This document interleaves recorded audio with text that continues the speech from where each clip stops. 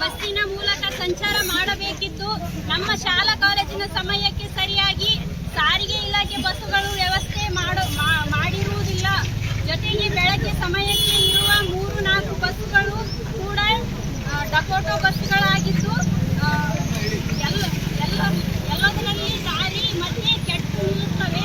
ಹಾಗಾಗಿ ಈಗಲೇ ಹಲವು ಬಾರಿ ಮೌಖಿಕವಾಗಿ ಲಿಂಕು ಘಟಕ ವ್ಯವಸ್ಥಾಪಕರಿಗೆ ಬಸ್ಸಿನ ಸಮಸ್ಯೆ ಕುರಿತು ಗಮನ ಹರಿಸಿದರೂ ಕೂಡ ಯಾವುದೇ ಪ್ರಯೋಜನವಾಗಿಲ್ಲ.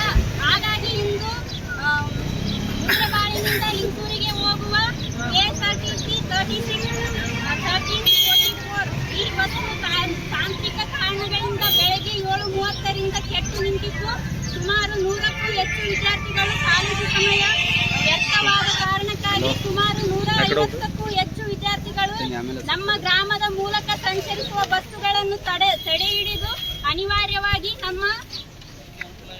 ನಮ್ಮ ಸಮಸ್ಯೆಗಳನ್ನು ಬಗೆಹರಿಸುವಂತೆ, ಜೊತೆಗೆ ಪ್ರತಿಭಟನೆ ಸ್ಥಳಕ್ಕೆ